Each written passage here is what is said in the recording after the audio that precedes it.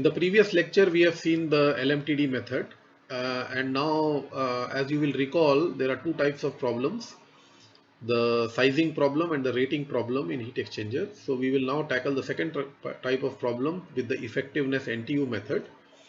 We are on slide number 71, moving on to slide 72, section 5.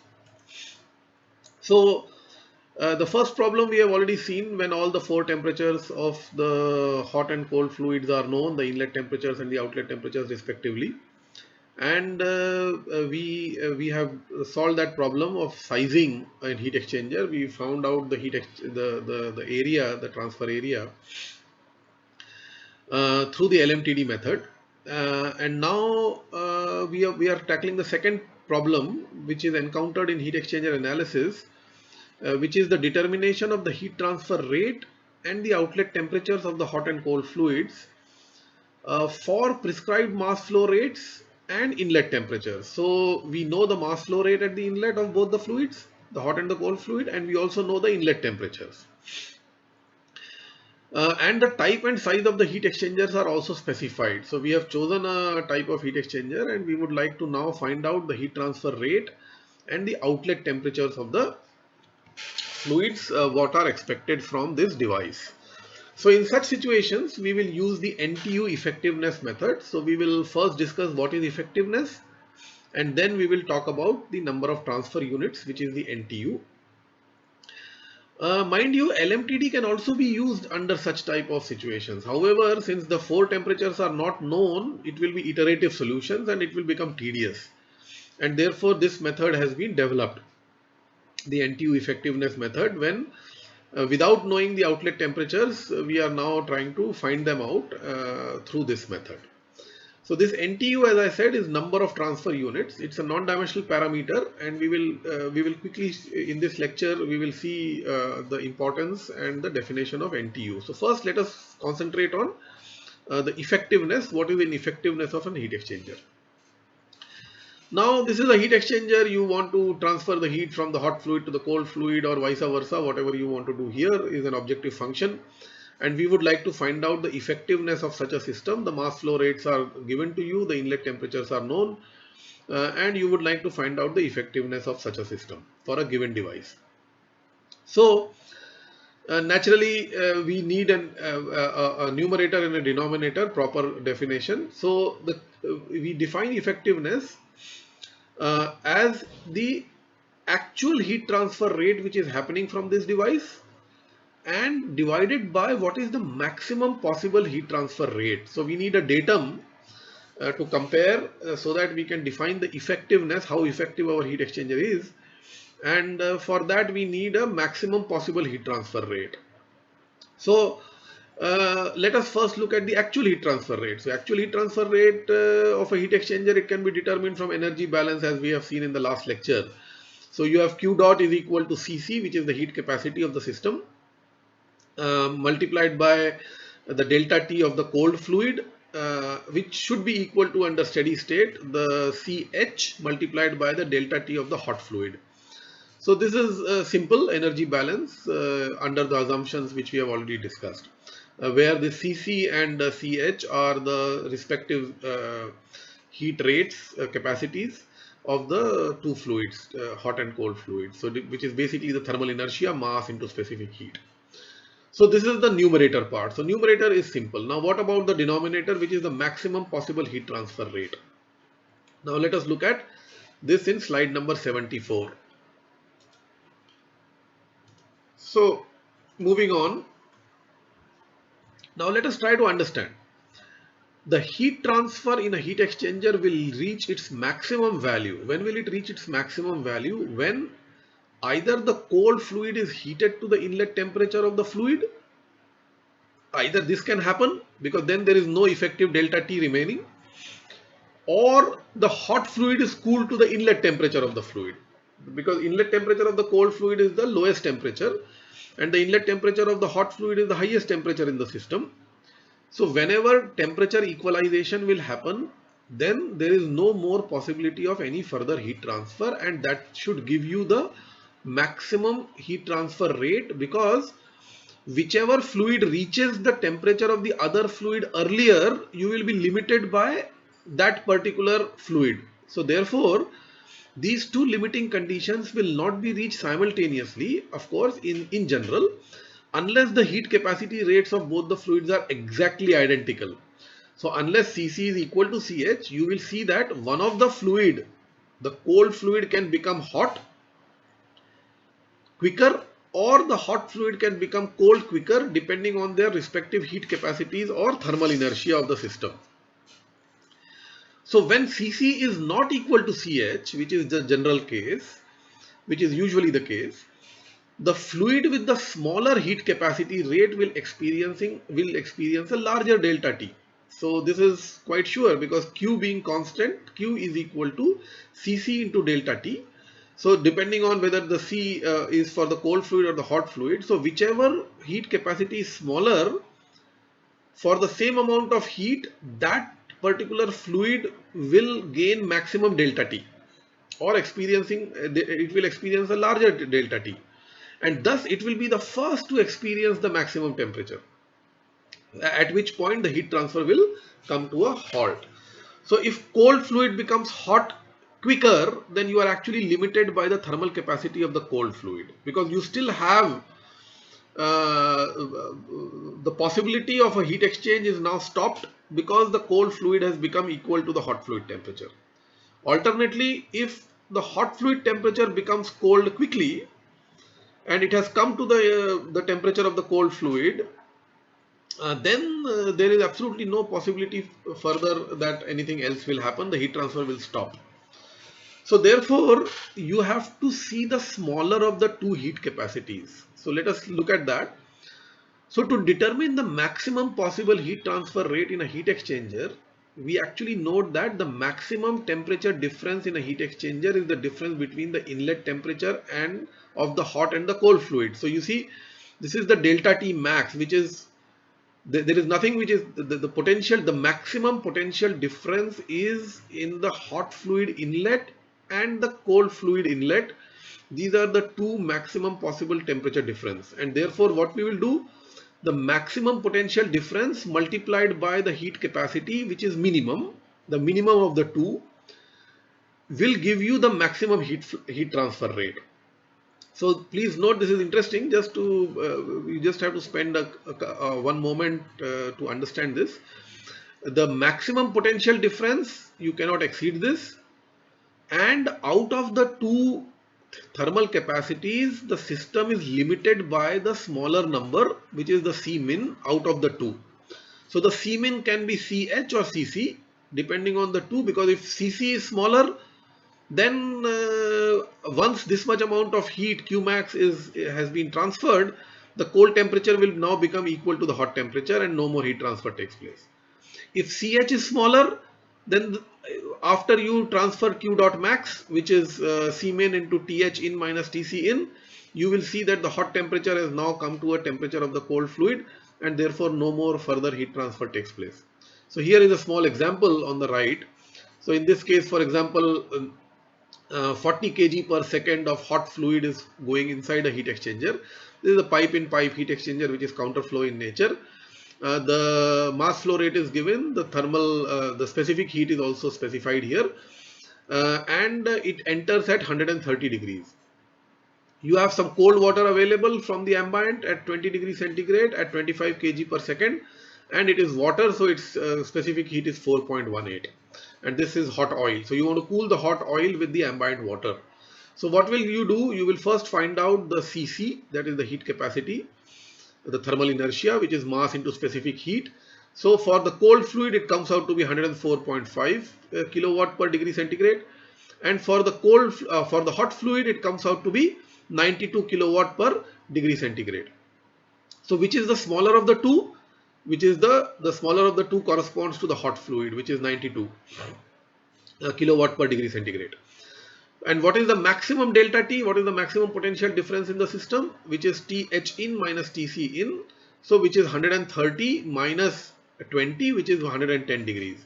So therefore the maximum heat transfer rate Q dot max of such a heat exchanger will be 10,120 kilowatt, you cannot under any circumstance, irrespective of how large the heat transfer area you choose, even if you choose infinitely long bigger heat exchanger, you will not be able to transfer more heat than 10,120 kilowatt. And therefore now for the effectiveness definition, we move on to slide 76. The definition of effectiveness is the actual heat transfer rate is effectiveness multiplied by the maximum possible heat transfer rate, which is equal to Cmin into Th in minus Tc in, and therefore you will see that this you get a definition of what is the actual heat transfer rate from such a system. Now naturally, if Cc is equal to Cmin, then you will put the relevant let's say quantity. The Cmin has to be put corresponding to Cc, and therefore your effectiveness will become Cc into delta T cold divided by that Q max, Q dot max, which is Cc multiplied by Th in minus Tc in. So you get a non-dimensional quantity, which is the ratio of the temperature differences of the cold fluid, which happens because you are limited by the cold fluid temperature difference, and what is the maximum possible delta T in the system. Alternately, if Ch is the minimum of the two, so you will be limited by the fact that the hot fluid is going to attain the temperature of the cold fluid very quickly or earlier than the cold fluid as compared to the cold fluid, and therefore now you will put instead of the Q dot will now become equal to Ch into the delta T of the hot fluid divided by again QH max, which in this case is Ch multiplied by Th in minus Tc in, because that is the limiting condition, and therefore you will get another definition. So you have to use the effectiveness either this one or this one depending on which capacity is the lower one, and accordingly you will get the effectiveness of this particular heat exchanger.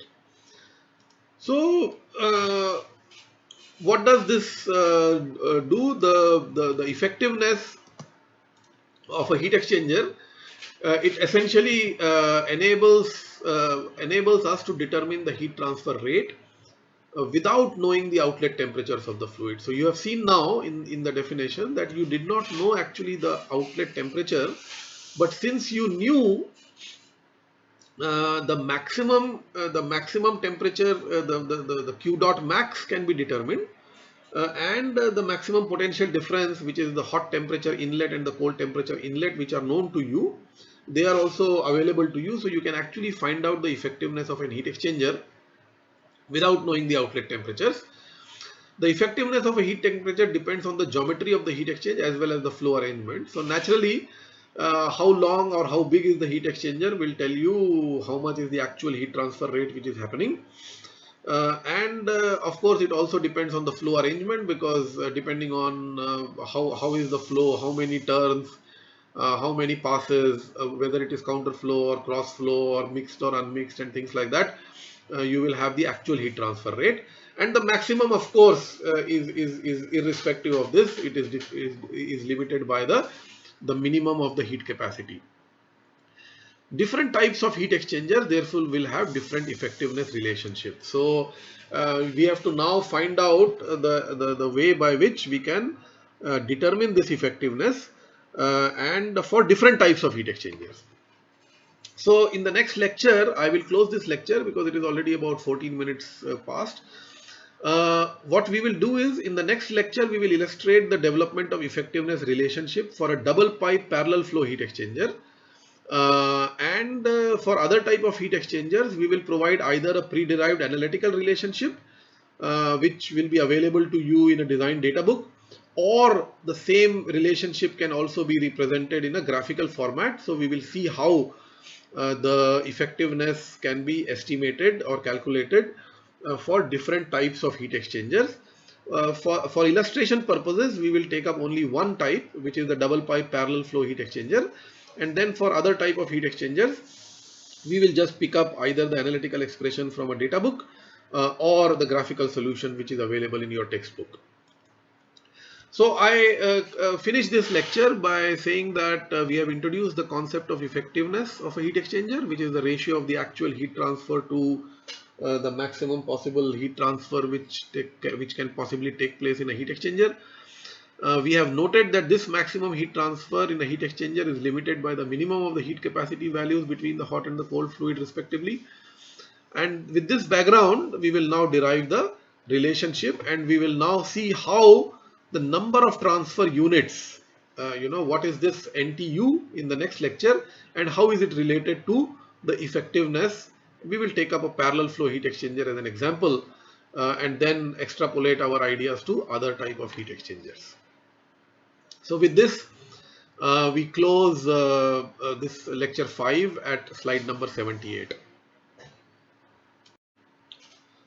So in the last lecture, we have seen the definition of effectiveness, which is the actual heat transfer rate divided by the maximum which is possible in a given heat exchanger. And now we would like to define what is NTU and get a relationship between effectiveness and NTU for different types of heat exchangers.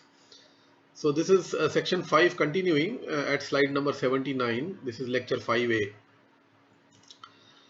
So let us start with you will recall this logarithmic variation of the temperature differences, the ratio of the temperature differences, which we had derived when we were talking about the LMTD by the energy equation, by the application of the energy equation. And from here only we defined the LMTD.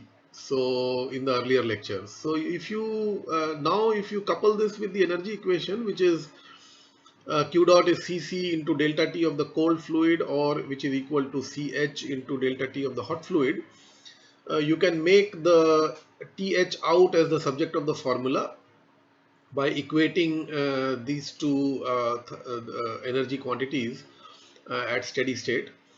And therefore your Th out will be equal to Th in minus the ratio of the thermal capacities of the cold and the hot fluid multiplied by the temperature difference which happens in the colder side. So now we can substitute this Th out in our the logarithmic equation here, and we will just add for simplicity and making it a bit more lucid. We will add Tc in and subtract Tc in, so this doesn't change the numerator. So you see the Th out is substituted here in terms of Th in and this quantity here, and you simplify. So what do we say? That we will see that logarithm ln of natural logarithm of 1 minus this quantity in the parenthesis 1 plus Cc upon Ch multiplied by the ratio of the temperature differences is equal to minus Ua upon Cc 1 plus Cc upon Ch. So this is a simplification of the original equation which we had derived when we were doing the LMTD, but since the Th out is not known in this case, we have substituted the Th out which was incidentally known when we were doing the LMTD. So we could find out the LMTD from here, but in this case we do not know it, so we have to substitute it in terms of the known quantities. So moving on to slide number 81 and simplifying this expression, we can immediately see that if you substitute this into the Q dot divided by Q dot max, which is the definition of the effectiveness, then immediately we will see that we can get a expression we can precipitate the expression for the effectiveness. And you should also appreciate the fact that since effectiveness is a non-dimensional quantity, so everything on the right hand side of this equation is indeed non-dimensional. So you have two non-dimensional quantities which you can clearly see here. One is Ua upon C min, and the another quantity is C min upon C max. So please mind that C min is the smaller heat transfer capacity ratio and C max is the larger one.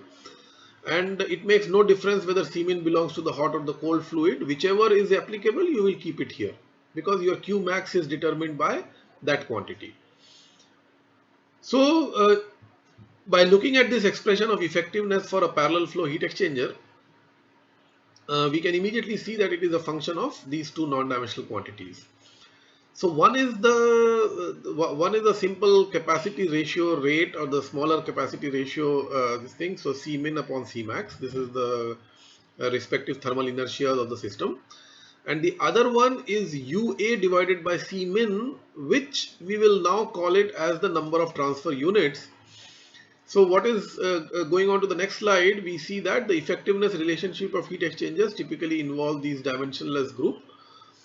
This group UA upon C min is called as the number of transfer units, or NTU.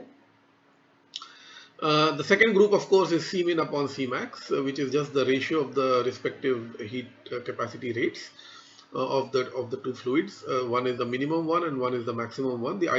Either of the two, it can be this. The minimum can be cold or hot. It doesn't matter. So what do we see? That if U, which is overall heat transfer coefficient, which depends on the mass flow rate and the geometry of the heat exchanger, if this is given, for example, for a given material medium and the type of flows in a given heat exchanger, then U can be estimated, which we have seen in the earlier lectures. C min is also, we can estimate it. So for specified values of U and C min, what does the NTU tell you? The value of NTU is the measure of the surface area. You can see here AS. So larger the NTU, the larger the heat exchanger. So now you can immediately see that the NTU as a non-dimensional parameter is a function of effectiveness of the heat exchanger and vice versa. So the effectiveness of heat exchanger is a function of number of transfer units and the capacity ratio. So this is what is a very interesting and important outcome of this analysis, which started with the simple energy equation and trying to find out the mean temperature difference between the two fluids. So now for a parallel flow heat exchanger, we have just derived this. So it will come out to be epsilon, which is the effectiveness is 1 minus exponent of minus NTU 1 plus small c, where small c is this capacity ratio. It is the second non-dimensional number which we were talking about.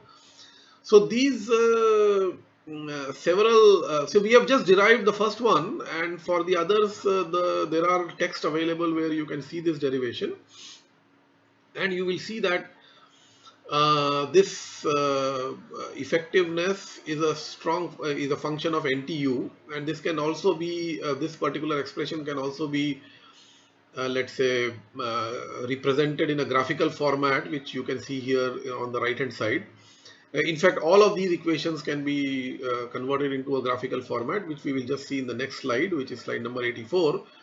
So what you see here is that for small NTU values, they all more or less are the same. They are identical. They don't differ too much when the NTU is very small. So that goes into the exponent here, and it is easy to understand why for small values of NTU this expression will not change much, and you will have more or less identical values irrespective of what is the value of small c, which is the C min and C max, the ratio of C min by C max. So you can see that it varies from 0 to 1, of course, this value, and depending on your heat exchanger you will get a particular value, and you can extrapolate if you have to get it from the graph. So if NTU is known and the ratio of the heat capacity rates is known, you can get the effectiveness of the heat exchanger. You can either use a graphical solution or you can use an analytical solution. So in the next slide you will see that all these graphical solutions are also shown to you. And here the subject of the formula is NTU. You can even make the subject of the formula as the effectiveness. So in the previous slide you saw the effectiveness was on the left hand side, and it was a function of NTU and C. And the same expressions can be written with making the NTU as the subject of the formula. So here the NTU is a function of epsilon and C. So depending on which quantity is the known quantity and which is the derived quantity, you can use the appropriate formula, taking it from the data book for different types of heat exchangers. For example, double pipe parallel flow we just derived. Then you have counter flow heat exchanger. You have shell and tube, one pass or two passes. You can put that value here and get the value of effectiveness. Similarly, you can have cross flow heat exchangers with single pass, mixed or unmixed heat exchangers, and all heat exchangers where C is equal to 0. Please recall, you will remember that for boilers and condensers, you will have the small c as 0 because your C max becomes infinite. Because your thermal capacity rate of a phase change process, there is heat transfer taking place in the form of latent heat, but there is no temperature drop. So therefore, your small c will become 0 for all heat exchangers which involve one of the fluids in phase change process, that is boiling or condensation.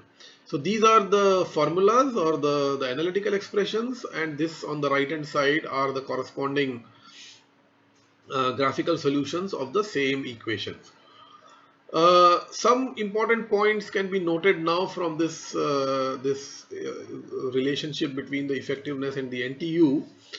So the first thing is that when all the inlet and outlet temperatures are specified, we will recall that the size of the heat exchanger can easily be determined using the LMTD method. So we are on slide number 85 right now. Alternatively, it can be determined from the effectiveness NTU method by first evaluating the effectiveness from its definition, and then the NTU from the NTU relationship, either graphical or analytical.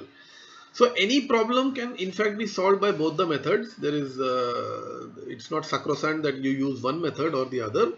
However, you will appreciate the fact that when only two temperatures are known, which are the inlet temperatures of the hot fluid and the cold fluid, in that condition, the LMTD method will become iterative in nature, because you do not really know the outlet temperature, and you have to keep iterating till you get the specified outlet temperature. It will become tedious, and therefore, since effectiveness can be independently determined even if the inlet temperatures are only known, and therefore we will use in those cases the NTU effectiveness method and try to do the sizing of the heat exchanger. So moving on to slide number 86. Now what we have done here is that we have created one particular composite figure by picking up the C equal to 1 cases for all the three types of heat exchanger, that is the counterflow heat exchanger, the cross flow heat exchanger, and parallel flow heat exchanger. It's the same data or the same expression, just C has been taken to be equal to 1 for comparison. Because the C values can go from 0 to 1, and here we are comparing for a particular C value, which is the non-dimensional C min upon C max. So what do we note? That this particular expression, it increases rapidly with NTU, the effectiveness, which is on the y-axis here. The effectiveness increases rapidly with NTU for small values up to about 1.5. So you can see this is changing very rapidly from 0 to almost 50%, crossing 50%. Therefore, the use of heat exchanger with an NTU which is greater than 3 and thus a large size cannot be justified economically. So because, for example, you see parallel flow here, after NTU becomes about 2.5, even if you increase the area, nothing much is going to happen, because whatever heat transfer was supposed to take place has already taken place, and now the remaining delta T's are so small between the two fluids that even if you make a very large heat exchanger, the delta T or the thermal potential or the voltage drop is in itself very small, and therefore not much is expected to happen. So therefore, anything which is more than about 2, 2.5 or maximum 3, for example, there is no point in making a heat exchanger which has such a large surface area. So it is like a point of diminishing returns. You keep on increasing the area, your effectiveness increases, but after a while the slope changes drastically, and doubling the area doesn't double the effectiveness, so to say. Okay, because it's a logarithmic variation of temperature which is happening. So thus a large size cannot be justified economically, since a large increase in NTU in this case corresponds to very small increase in the effectiveness. Again, another important thing, for a given NTU and capacity ratio, the counterflow heat exchanger has always the highest effectiveness. So therefore, the counterflow heat exchanger, if you recall, the hot inlet is, let us say, from the left hand side, so the cold inlet becomes from the right hand side, and therefore you get a very good potential difference between the two fluids throughout the heat exchanger. And therefore it always gives you a better option. So if you have an option of counter flow, one should always use it as compared to parallel flow or cross flow heat exchangers. The lowest effectiveness values are encountered in parallel flow, which is also obvious. Of course, if the NTU is very small, and but then what happens is that when NTU is small, all of the three are behaving similarly. However, the effectiveness is also very low. So it is not justified actually to use an heat exchanger with such a low effectiveness. So these analytical expressions between effectiveness and NTU, they provide a lot of insight into the sizing problem. How big should be the heat exchanger? What is the effectiveness? Can we increase the effectiveness more than what it is happening right now? How much increase will happen if you increase the NTU of a heat exchanger, and things like that. So moving on, uh, the effectiveness of heat exchanger is independent of the capacity ratio for NTU values less than 0.3. We have already noted that. And for a given NTU, the effectiveness becomes maximum for C is equal to 0. So that is also interesting. For any particular heat exchanger, when C becomes equal to 0, you will notice any of the analytical expressions which you choose, that your effectiveness becomes more. So if you have a boiler or a condenser, for example, then because of the phase change process, and the fact that there is no delta T happening throughout the heat exchanger, the same temperature of either boiling or condensation prevails, and therefore there is no change in the potential difference as far as one fluid is concerned, and therefore it is logical that when C is equal to 0 for a given NTU, the effectiveness becomes maximum. And of course, when the heat capacity rates of the two fluids are equal, then you will get a minimum that also can be ascertained from the analytical expressions and the graphical figures which are given alongside. Now comes the question of how to select. You have seen there are several different types of heat exchangers which are in the market. It is not straightforward to pick up just one and use it.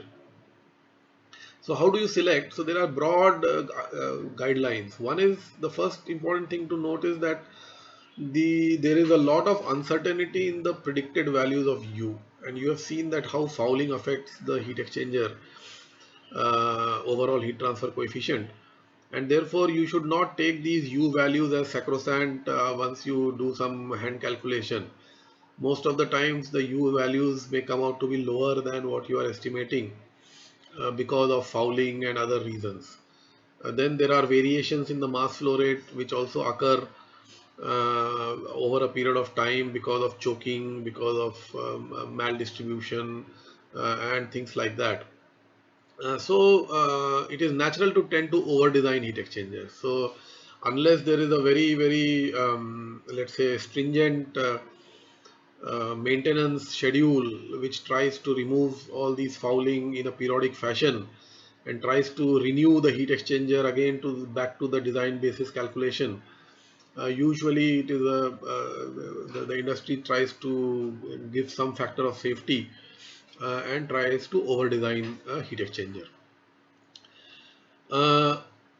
Any increase, you will recall from our original discussions on transport phenomena, that any increase in the heat transfer is usually accompanied by an increase in the friction factor and therefore the pressure drop also. So the heat transfer enhancement is usually accompanied by increased pressure drop and therefore pumping power increases, and therefore one has to be always careful about trying to enhance the heat transfer monotonically and not trying to and not paying attention to the pumping power. This is not done. Both has to be seen simultaneously because there is a cost of running the heat exchanger which involves not only maintenance but also the pumping power, which is a primary requirement for convective internal flows. So one has to keep an eye on that. So any gain from the enhancement of heat transfer should be weighed against the cost of accompanying pressure drop. This is logical. And also, if out of the two fluids, for example, if you have one of the fluid which is more viscous, Since we know that enhanced viscosity will give you enhanced pressure drop, and therefore we would like to put such a fluid into the heat exchanger where the area available is more, which is usually the shell side. So therefore the shell side pressure drop is usually lower than the tube side pressure drop for the same mass flow rates, because the available area in the shell side is much larger, and therefore it is a common practice to put the more viscous fluid on the shell side and the fluid with higher pressure for the tube side, because the tubes can withstand higher pressure, internal pressure, because of your hoop stresses and the longitudinal stresses, which are becoming better and better as you decrease the diameter of the tube. And therefore anything which is moving with a higher pressure must flow in a more stronger element of the heat exchanger, which happens to be the tube rather than the shell. Then also you have to understand that the heat transfer, the selection of a heat exchanger also depends on many factors, which are the heat transfer rate, the cost, the pumping power, the size, and the weight of the heat exchanger. Where is it going to be kept, for example, whether it adds on to the payload capacity, for example, in a submarine or in a ship. How big is the heat exchanger, what is the weight, will also be of importance. If it is a compact heat exchanger, if it is a compact system which is being designed, then again the weight and size comes into picture.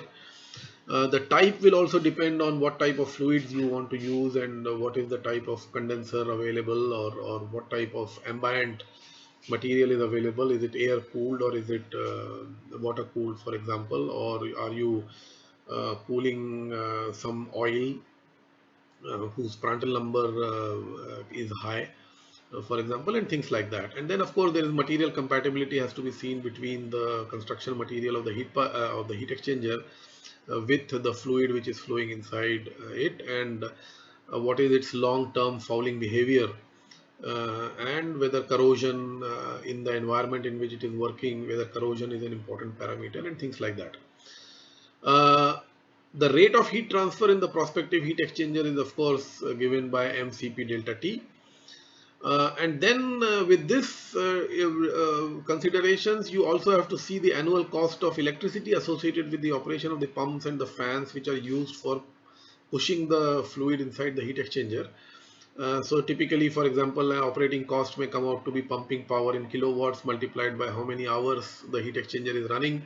That means the pumps are running, and multiplied by the unit cost of electricity in rupees per kilowatt hour, and this will give you the operating cost. So you have to find out the long-term operating cost, you have to find out the long-term maintenance cost, you have to also see whether there is enough space available for maintenance where the heat exchanger will be installed, because you have to take out the end channels, you have to remove the shell tube side sometimes, you have to clean the tubes, you have to put some equipment there. Also you have to check the vibration levels and the foundation, possibility of erecting a foundation at the local level. Also regular maintenance has to be done for the heat exchanger, so personnel has to move inside for not only doing the maintenance but taking regular data, so that the effectiveness and the efficiencies can be calculated.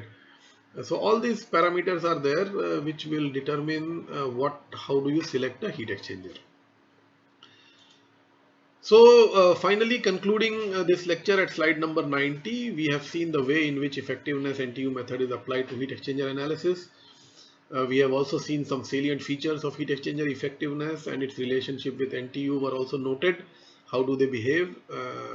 We have seen the analytical expressions. Of course, you are not expected to remember these. You can derive for simple configurations, you can derive. But for complex configurations, you need a data book which will be supplied, or whenever you solve a problem or you are designing something, you should refer to a proper design handbook to get these effectiveness NTU expressions. And lastly, we have noted that the selection of or design of a heat exchanger depends on several factors which need to be considered before making the final selection for a given purpose and for a given type of heat exchanger. So with this, we conclude this entire chapter, which is chapter 13. on heat exchanger design and analysis, and we are on slide number 90 right now.